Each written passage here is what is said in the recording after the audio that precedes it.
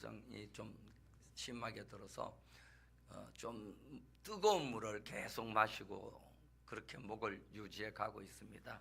여러분들이 설교를 들으시면서도 목이 가라앉지 않도록 기도해 주시면 감사하겠습니다. 오늘 본문에 보면 다윗은 좌우명으로 삼는 것이 있습니다. 그것이 바로 뭐냐 하면 오늘 본문에 잘 설명해 놓고 있는데, 하나님 앞에 그는, 그리고 사람 앞에 일생 동안에 정직하게 살겠다, 그리고 공의를 실천하겠다, 그리고 항상 진실을 가지고 살겠다, 진실을 붙들고 살겠다. 이게 그의 좌우명입니다. 정직이라는 것은 어떤 상황에 맞는 정직이 아니라 하나님 앞에 부끄럽지 않는, 언제든지 그걸 한문으로 잘 풀어놨더라고요. 발을 정자는 위에 날일자가 아니라 한일자, 오직 유일하신 하나님, 그 밑에 머무는 것을 발을 정자라고 그렇게 해석을 해놨습니다. 한일자 밑에 머물 지자거든요. 그걸 발을 정자라고 그래요. 하나님 아래 언제든지 머무는 것이 정직한 삶을 살아낼 수 있는 자라. 다윗은 그렇게 살아낸 자입니다. 그리고 그는 공의를 자기의 좌우명으로 삼았는데, 그 공의는 세상 사람들이 다 인정해도 그게 의로운 것이 아니라 하나님께 모든 일이 결정되어지고 결론이 나게 하는 것. 그래서 내가 결정을 하고 이게 바로 의로움이다 처리하지 않고 하나님 앞에 올려드리는 것. 하나님이 결정내 주십시오, 하나님이 온전하게 이 일을 맡아 주관해 주십시오 하는 것을 공의로 여겼다는 거예요. 그래서 사울을 제거할 기회가 그에게 몇 번 있었지만, 힘도 있고 기회도 있었지만 자기 손으로 제거하지 않고 계속해서 하나님이 전쟁으로든지 하나님의 손에 의하여 라고 하며 하나님께 계속 미루어 드리는 이 공의를 그는 끝까지 지켜냈습니다. 그리고 진실이라는 좌우명을 가지고 있었습니다. 진실이라는 말은 우리가 참 많이 쓰잖아요. 너 진실하냐? 그게 평소에 삶에 있어서 그 어떤 마음의 잡스러움이 없는 그 속에 청결함, 깨끗함을 소유하는 것을 말합니다. 다윗은 한 번의 실수가 그에게는 늘 걸리는 마음 아픔이었습니다. 그렇지만 그 한 번의 실수가 그를 진실된 사람으로 살아내는 마지막까지의 경주를 잘 마칠 수 있도록 하게 하는 기폭제가 되었다는 것. 사람이 한번 어려움에 휘말리게 되면 궁리를 많이 합니다. 다윗도 그러했던 것 같습니다. 그래서 밧세바와의 관계가 옳지 못했었고 거기에 의하여 또한 아이가 생겨났을 때에 그는 궁리를 하게 되죠. 그 궁리가 바로 우리야를 제거하는 거였습니다. 그렇게까지 그 제거하는 데 있어서 왕으로서 한마디면 충분하지만 그것도 적법하게 처리하려고 전쟁을 빌미로 해서 우리야를 죽음으로 내모는, 그러나 결코 하나님께서는 그것을 외면하지 아니하셨고 똑똑히 보셨다가 다윗에게 말합니다. 살인자라고. 그렇게까지 하는 그 다윗의 모습 속에 하나님께서 그를 통하여 이끌어내고자 했던 것이 바로 깨끗한 마음, 청결한 마음이었다는 거죠. 그래서 그는 진실을 그때부터 잊어버리지 않으려고, 빼앗기지 않으려고, 상실하지 않으려고 지켜나갔던, 그래서 이 세 가지가 그에게는 좌우명이었습니다. 정직과 공의와 진실. 이건 자기가 결정하는 것이 아니라 하나님께로부터 와야 되고 하나님께로부터 자기 속에 부어져야 되는 것을 알았기 때문에 한번 받은 것을 잃어버리지 않으려고 노력했다는 거죠. 다시 말하면 이렇게 표현하면 되겠습니다. 우리가 하나님께로부터 받은 은혜를 잃어버리지 않고 그걸 늘 묵상하며 그것을 늘 되씹으며 그 은혜로 인하여 은혜를 더 크게 키워나가는 것, 이것이 다윗의 좌우명이었다는 것이죠. 저와 우리 미랄교회 모든 성도들도 받은 은혜를 날마다 감사하고 그것을 통하여 더 하나님과 친밀해지고 더 많은 은혜 앞으로 나아가는 이런 성도들이 될 수 있기를 축복합니다. 그러면서 이 좌우명을 가지고 그는 하나님 앞에서는 항상 신실함으로 살기를 힘썼고, 또한 타인 즉 이웃을 향하여는 불의를 행하지 않기로 결정을 그는 내립니다. 그것이 바로 오늘 시편 15편에 잘 담겨져 있는 것이죠. 이것을 통해서 다윗이 마지막으로 고백하는 것이 주님 앞에 서기 위해서였다라고 표현하는 겁니다. 여호와의 이렇게 시작이 됩니다. 15장에 보면 여호와의 장막에 머무를 자 누구며 주의 성산에 사는 자 누구오리까? 즉 사는 자라는 말은 지금 살아가고 있고 미래에도 그렇게 세워서서 살아갈 수 있는 자가 누구겠느냐? 과연 우리가 하나님 앞에 설 수 있는 자가 되겠느냐라고 하는 이런 질문으로부터 다윗은 오늘 본문을 시작합니다. 시를 노래하면서 아마 그 마음속에는 이런 간절함이 있었을 것입니다. 날마다 지금 내가 살아가고 지금 서 있는 곳은 믿음의 자리가 분명하지만 내일은 또 어떻게 될지 우리는 불투명하다는 것이죠. 내일 또 내가 승리하고 이 자리에 있을 수 있을는지, 내일 또한 내가 이 은혜를 그대로 누리며 기뻐할 수 있을는지, 그건 우리가 알지 못하는 불투명한 바로 내일이라는 것이죠. 그런데 다윗은 오늘 시편을 통해서 바로 그런 얘기를 하는 겁니다. 내가 지금 이곳에 살고 있고 내가 이곳에 서 있는데 내일 또 그렇게 살리라. 여러분 그렇게 될 줄 믿으시기 바랍니다.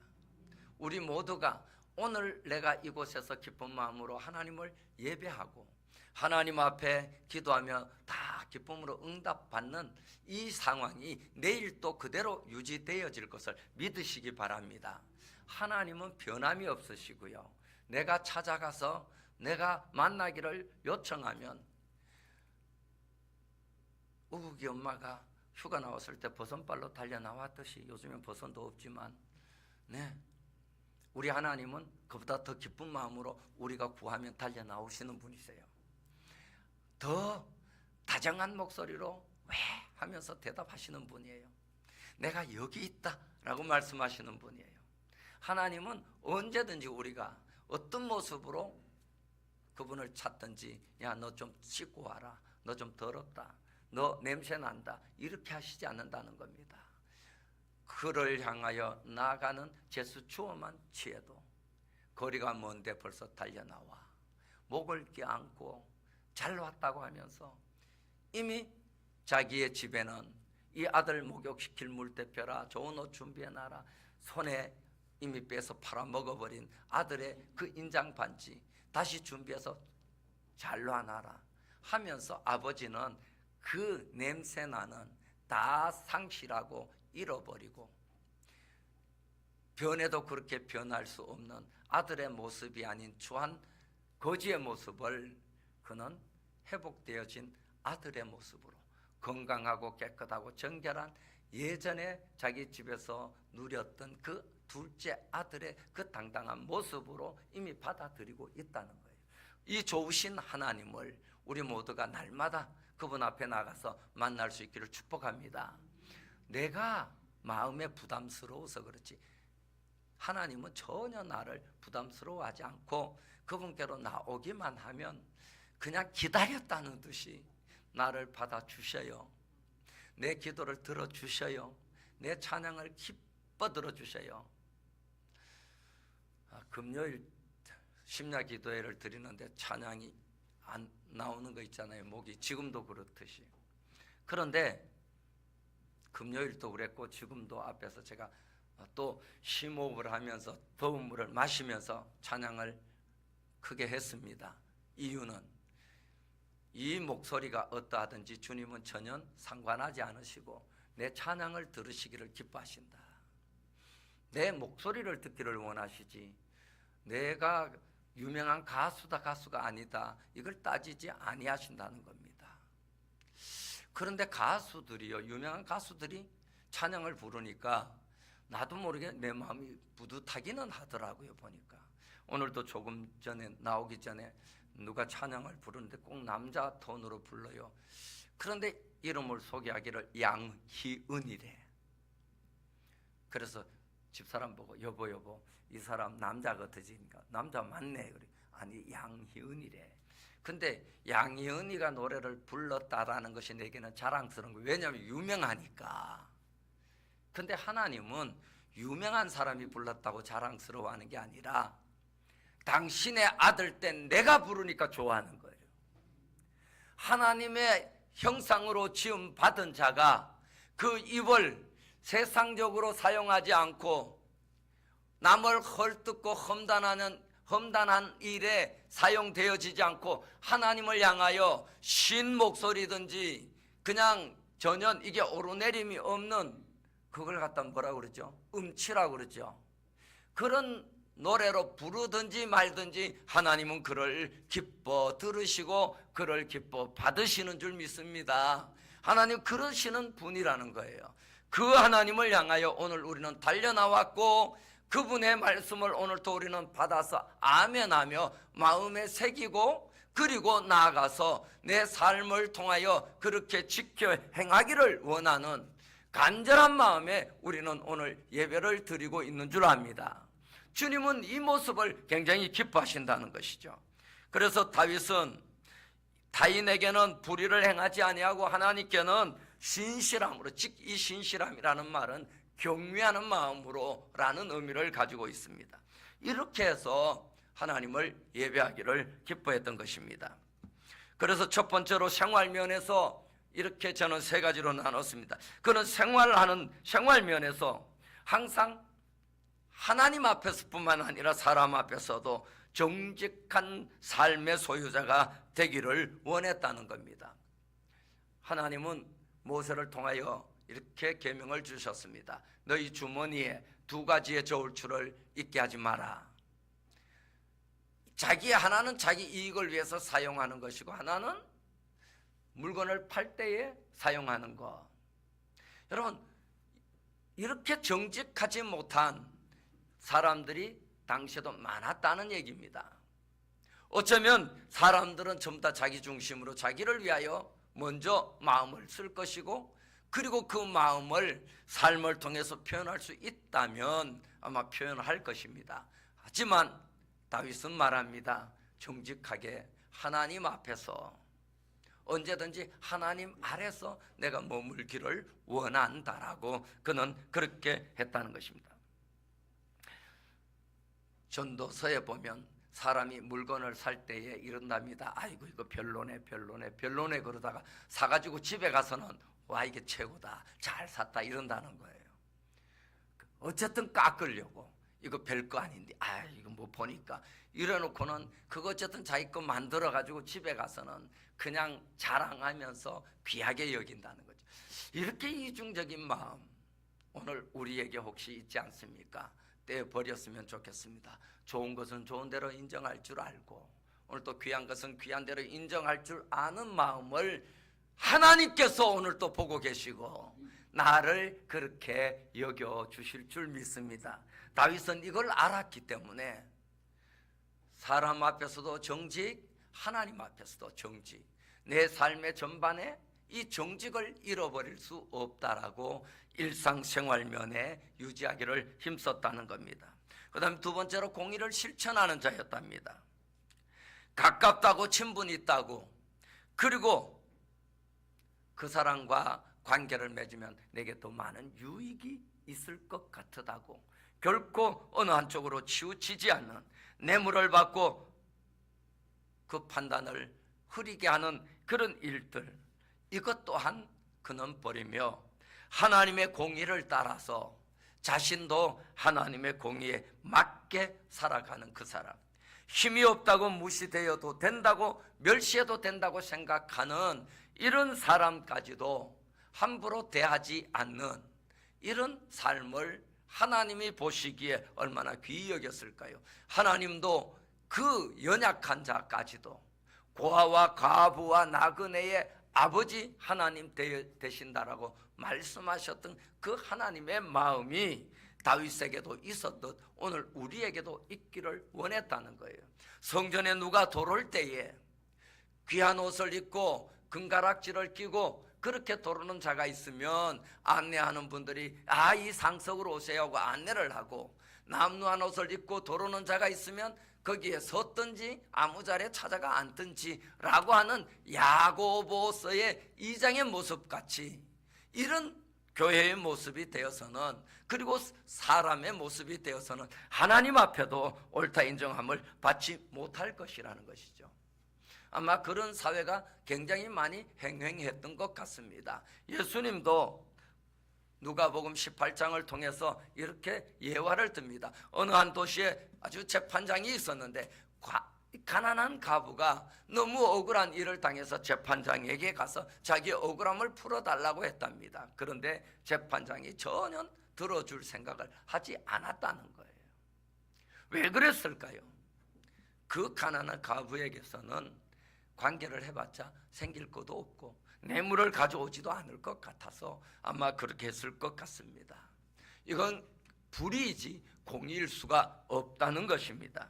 하나님은 오늘 또 공평하게 판단하기를 원하시고 우리가 공평하게 살아가기를 원합니다. 그것이 바로 우리는 공평이지만 하나님 앞에서는 하나님이 나를 바라보실 때는 공의를 행하는 자라 그렇게 보실 거라는 겁니다. 저와 여러분이 오늘도 사람을 외모로 판단하지 않고 사람의 그 가진 그 무엇을 가지고 판단하지 않고 하나님 앞에서 하나님이 귀히 여기는 그 생명이라면 우리 또한 귀히 여길 줄 아는 이런 마음의 자세와 그리고 생활의 태도를 통해서 그와 함께 했으면 하는 그런 교훈입니다.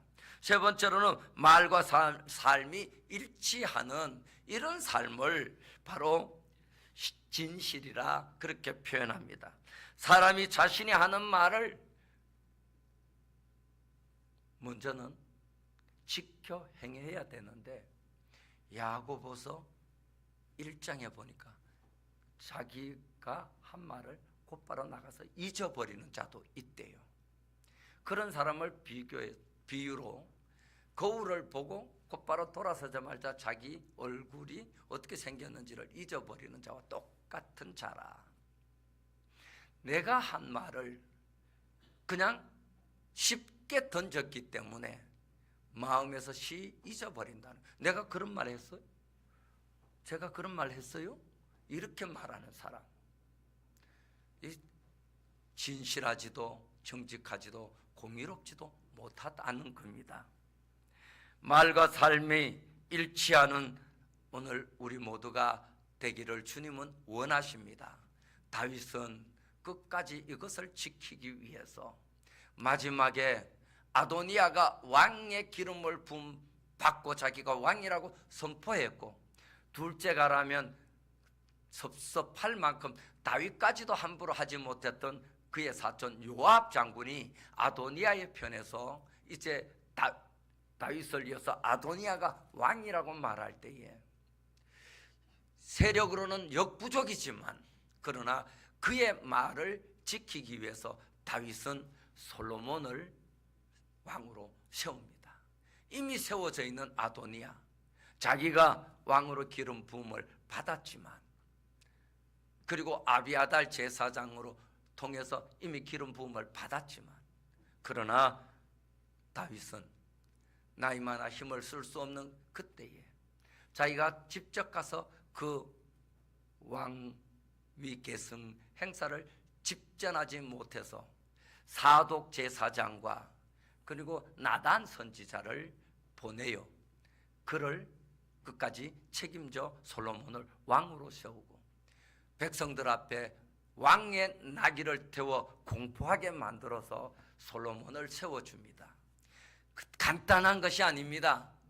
그것은 엄청난 전쟁을 일으킬 만한 이런 일이었지만 다윗은 하나님 앞에서 던진 그 말 한마디를 끝까지 책임지는 행동을 합니다.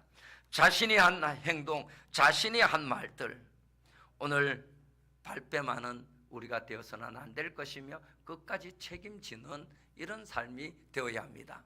오늘 성경은 우리에게 이렇게 말합니다. 자기가 말한 것은, 즉 다시 말하면 서원을 한 것은 손해가 날지라도 그대로 행할지니라. 여러분, 서원한 것 4절에 보니까 내가 하나님 앞에 마음으로 서원한 것까지도 엄청난 손해가 일어날지라도, 해로울지라도 라고 표현을 하고 있는데, 엄청난 손실이 일어난다 할지라도 그것을 지켜 행하라.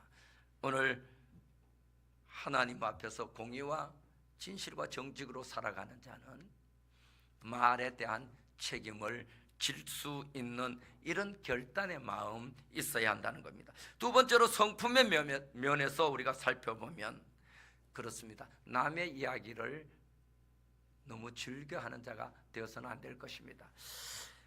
우리나라 사람들의 대화를 이렇게 분석하는 사람이 있었어요. 한국 사람들이 모여가지고 이야기를 하면요, 남자들도 그렇지만 여자들을 대체로, 죄송합니다, 여성분들 좀 이해하고 들으세요. 모여서 이야기를 하면요, 친구 이야기를 하든 뭔 얘기를 하든 간에 막 처음에는 걔야 이렇단다 저렇단다 하면서 막 칭찬하다가 얼마 못 가서 그런데 이 소리가 나온대요. 남자들도 뭐 별반 다를 바 없지만 여러분, 그런데라는 말이 나오면서부터 그때부터 작은 것 하나씩을 끄집어내가 걔가 이랬대네 저랬대네 하면서 칭찬은 전체의 3분의 1도 안 되고 거의 대부분이 그 사람의 그 연약한 모습들, 허물진 모습들, 뒤에 그늘진 곳에 있는 이야기들을 하는 것을 호호하하 하면서 하고 논다는 겁니다. 여러분, 오늘 우리가 우리의 성품이 예수 그리스도와 함께 살아가고 있다면 얼마나 변화가 되어야 할까요? 자꾸 집사람하고 저하고 가보면요, 키 차이도 있고 성도 다르고, 그런데 사람들이 자꾸 닮았대요. 왜 닮았다 그러죠? 부부니까. 오래 살다 보면 닮는데요. 예수와 그렇게 살면서 얼마나 닮았습니까? 여러분, 우리가 예수를 믿은 만큼, 연수만큼 예수를 닮아야 합니다. 닮는데 예수의 모양을 닮아야 되는 게 아니라 예수의 성품을 닮아야 합니다. 교회는 두 가지 측면에서 성장이 가능합니다. 하나는 마태복음 28장 20절 가서 제자로 삼아, 가서 전도하고 제자로 삼는 이 일을 계속함으로 교회가 부흥됩니다. 그러나 초대교회 부흥은요, 그러지 않았습니다. 교회에서 사도들을 통하여 기사와 표적이 많이 나타나니까 사람들이 몰려 들어와서 형제들아 우리가 어때야 될꼬 하면서 오히려 몰려왔다는 겁니다. 여러분, 진정한 교회는 사람들이 야 저기에 뭐가 있는 것 같아 하면서 달려오도록 만드는 것이어야 합니다. 하나님의 역사가 있고 하나님의 그 얼굴 광채가 있어야 되는 것이 교회입니다.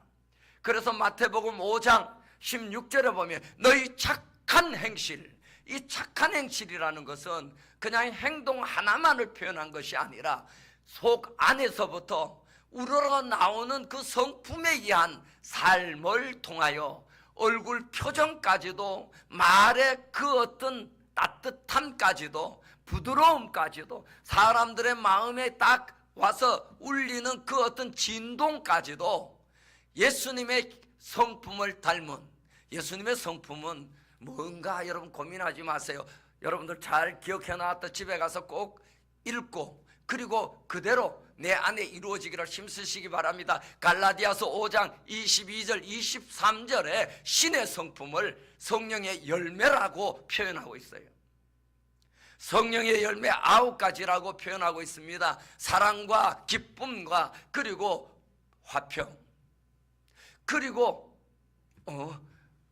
저것도 왜 저래? 아이고야 또 발작이 났네. 뭐 때가 됐나 보다. 이게 아니라 뭔가 좀 또 아픈가 보다. 뭔가 좀 이렇게 불편한가 보다. 이렇게 하면서 다가가 주는 아이가, 갓난 아이가, 젖 먹는 아이가 약간 찡얼거리면 부모들이 얘가 왜 이래 하면서 엉덩이 때립니까? 그렇지 않거든요. 쟤 아마 오줌 쌌나 보다. 기저귀 갈자. 이렇게 나오잖아요. 오늘 신의 성품에 이르는 자들은 오래 참음이라는 것을 이런 방법으로 사용할 수 있을 때까지 주님으로부터 받은 은혜를 항상 묵상하면 가능해진다라는 걸 잊지 말아야 합니다. 그게 어떻게 인간으로서 가능해가 아니라 주님과 오랜 생활을 하면 내가 주님 앞에서 어떻게 살아왔는지를, 그리고 주님이 나를 어떻게 받아주셨는지를 우리가 안다면 닮아갈 수밖에 없다는 거죠. 신의 성품을 통해서 오늘도 우리의 입의 말이 주님의 말같이 부드러워져야 하고, 치료되는 말, 위로가 되는 말, 하늘의 위로를 받았다라고 할 만큼 그 평안을, 그 심령을 울려주는 이러한 말이 우리의 입술의 말이 되어야 할 것입니다. 모여서 세상적인 이야기, 웃고 즐기다가 헤어지면 허탄한 마음뿐인 이런 모임이 아닌, 오늘도 그리스도의 성품을 가지고 대화하는 이 대화의 삶이 하나님의 성전에 머물 수 있는 자요, 거룩한 산에 머물 수 있는 자, 살아갈 수 있는 자, 영원한 천국을 유업으로 약속받은 자의 모습이라 할 것입니다. 마지막으로 신앙생활 면에서 우리가 살펴본다면 조금 강직한 면도 있어야 한다는 것입니다. 망령된 자를 멸시하며 라고 합니다. 여호와를 항상 경외하는 자가 되어야 된다는 겁니다. 망령된 자, 바울은 이런 자는 아예 상종하지 말라라고 표현하고 있습니다. 그러나 그 자신은 망령된 자들이 많은 세상에서도 욥과 같이 살아가는 자가 되어야 한다는 것입니다. 욥은 하루 아침에 엄청난 양떼를 잃어버리게 되고 그 양떼를 돌보던 많은 종들도 다 죽게 됩니다. 그 종들이 양을 통해서 저절자 유제품을 만드는 공장까지도 다 상실하게 되고, 털을 깎아 직조를 만드는 그 면직 방직 회사마저도 하루아침에 다 상실하게 되는 이 아픔 소식을 접하게 됩니다. 그런데 조금 후에는 엄청난 외국 무역을 하고 돌아오는 이 욥의 무역상들이 다 강도떼를 만나서 다 탈탈 털리고 다 죽고 한 명만 살아왔다는 이야기를 듣게 됩니다. 그런데 그 이야기가 채 끝나기도 전에 어마어마한 밭을 갈고 논을 가는 이 욥의 땅에 세상에 강도떼들이 와서 다 곡식 거두던 걸 다 털어 가버리고 뺏어가고 종들 죽이고, 그리고 살아남은 자 한 명밖에 없도록 만들었다는 거예요. 아들, 딸 죽고 자기 몸 병들었지만 욥은 끝까지 하나님 경외하기를 쉬지 아니하였더라. 여호와를 항상 경외하는 자 될 수 있기를 축복합니다. 여호와를 앙망하는 자가 될 수 있기를 바랍니다. 언제? 평안한 날에, 아니요, 재앙의 날에도, 욥과 같이 재앙의 날에도, 환난 중에도, 그리고 환난보다 더한 친구들이 와서 그 좋았던 친구들 만나면 그냥 은혜스러운 이야기로 밤낮을 지새웠던 그 친구들이 와서 비난을 하는 가운데 그렇게 어느 날 갑자기 싹 돌아선 이 모습을 보는 순간에도 욥은 여호와 경외하기를 쉬지 아니하였더라. 여러분, 누구 때문에 시험 들었다고 말은 할 수 있을는지 모르지만 그러나 아니라는 걸 알아야 합니다. 왜냐하면 시험 든 그 자체가 핑계일 수 없다라는 걸 알아야 합니다. 왜냐하면 내가 손해났는데 어떻게 여러분 남에게 핑계를 대면서 내가 손해를 볼 수 있겠습니까? 내가 손해나는 일이라면 핑계거리를 아무리 갖다 줘도 그거 거부하고 나는 손해보지 않아야 하지 않습니까? 그런데 왜 시험에 들면서 들어놓고 왜 아주 차가운 마음 그리고 냉랭한 그런 상태가 되어져서 저 사람 때문이라고 할 수 있겠느냐는 거죠. 어쩌면 이런 비유가 들는지 모르겠습니다만 창세기 3장에 그 비유 말입니다. 왜 먹었어? 라고 말할 때에 예 하나님 제가 깜빡 마음을 놓는 바람에 주님의 말씀을 놓쳐버렸습니다. 이렇게 했다면 얼마나 좋았을까요? 저 여자가 먹게 했는데요, 그렇다고 해서 먹었던 죄가 사라지는 것 아니잖아요. 저 뱀이 먹으라고 유혹해서 먹었는데요, 그렇다고 해서 그 핑계거리가 내 상태를 회복시키는 건 아니지 않느냐는 거죠. 그때에 주님 앞에 우리가 엎드렸더라면, 그때 내가 잘못했더라면, 아니 그건 아니야 라고 잘라서 말했더라면 우리에게는 시험도 없었을 것이며 우리에게는 더 큰 이유가 없었을 것입니다. 여러분, 하나님 경외하기를 환난의 때라고 상대가 비난해서 화가 나서 내가 그랬다고. 그러나 어떠한 경우에도 화가 머리끝까지 치솟을 만한 상황이 주어져도 깨트리면 깨트린 만큼 손해가 나는 것, 던져버리면 던져버린 만큼 상처가 나는 것 잊지 말아야 합니다. 나는 오늘도 주와 함께 있었으면 주와 있는 만큼, 있은 만큼, 기간만큼, 친밀한 만큼 주의 성품으로 바뀌어져 있어야 하며 바뀌어져 가야 함을 우리는 놓치지 말아야 합니다. 아무리 흥분해도, 아무리 힘이 들어도, 상황이 어려워서 더 이상 어떻게 할 수 없다 할지라도 우리는 하나님 앞에 날마다 서는 이 훈련 그리고 이 연습을 우리는 계속해야 할 것이고, 이 연습을 통해서 하나님과 친밀해져야 하고 하나님을 닮은 자 되어야 합니다. 그래야 아담 할아버지와 하와 할머니가 상실했던 그 에덴을, 아니 하나님의 그 형상과 그 모습을 회복할 수 있게 되기 때문입니다. 우리 모두는 주의 성산에 다시 나아가 살아야 합니다. 주의 거룩한 장막에 나아가 살아야 할 자들입니다. 여러분, 회복합시다. 주님을 바라보며 주님을 경외하며 그분 앞으로 나아갑시다. 다윗이 좌우명으로 삼았던 정직과 공의와 진실함, 그것을 통해서 하나님을 잘 경외하고 그것을 통해서 이웃을 향하여 오늘도 불의를 행하지 아니하며, 여기에는 핑계까지도 포함해서 오늘 우리 하나님을 잘 섬기는 우리 모두가 되어야 할 것입니다. 시편 24편 3절에서 6절에는 여호와의 성산에 설 자가 누구냐라고 하는 것을 이렇게 설명합니다. 손이 깨끗한 자요 마음이 청결한 자며 허탄한 데 뜻을 두지 아니하는 자며 거짓 맹세하지 아니하는 자라, 네 구절로 정리해 놓고 있습니다. 손이 깨끗해야 하고 마음이 청결해야 하고 허탄한 데 뜻을 두지 아니하고 하나님께로 향해야 하며 거짓 맹세하지 마라, 자기 이웃을 향하여 속이는 자가 되지 말라고 합니다. 이 시간 우리 같이 찬양 한 곡을 부른 후에 기도로 나아가고 싶습니다. 찬양은 나 주님의 기쁨 되기 원하네. 이 찬양을 우리 같이 부른 후에 우리에게서 주의 모습이 보여지게 하시고 어떤 경우에서도 감사를 잃지 않게 해달라고 우리 주님 앞에 기도했으면 좋겠습니다. 나 주님의 기쁨 되기 원합니다.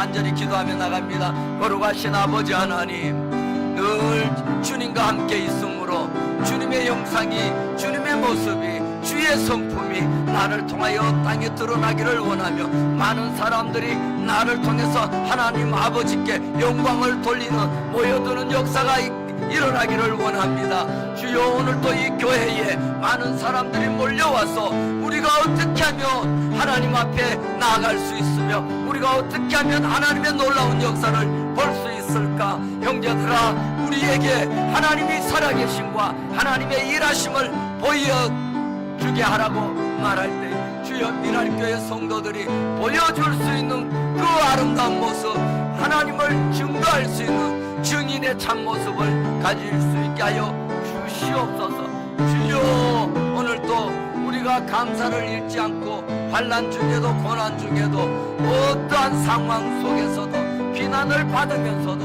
우리가 취해야 될 거룩한 성품, 우리가 나아가야 될 하나님의 거룩한 나라를 향한 아름다운 발걸음, 그 나라와 그 의를 선물로 받고 오늘도 죄인된 우리가 우리의 심령 속에 하나님의 거룩한 은혜를 풍성히 담은 이 모습같이, 주여, 오늘도 저 죄인들에게 나아가 주님 이 모습을 보여주며 이 능력을 내게 행하신 하나님을 증거할 수 있는 은혜에 감사할 수 있는 자가 되게 하여 주옵소서. 주님, 덧입을 수 없는 내가 하나님의 은혜를 덧입었고 받을 수 없는 내가 하나님 나라를 유업으로 받았고, 주여 오늘 또 내가 이룰 수 없는 용서받지 못한 죄인이어야 마땅하지만 하나님의 그 자비하심으로, 하나님의 그 긍휼하심으로 나의 모든 허물과 죄를 다 씻음받고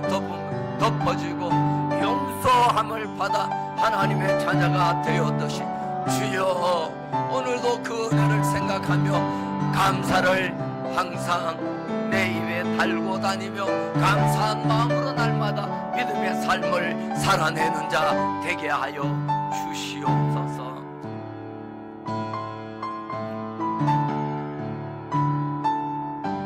거룩하신 아버지 하나님, 연약한 우리들을 부르셔서 그 주의 장막에 서게 하시며 주의 거룩한 성산에 머물게 하려고 오늘 또 불러주시니 감사합니다.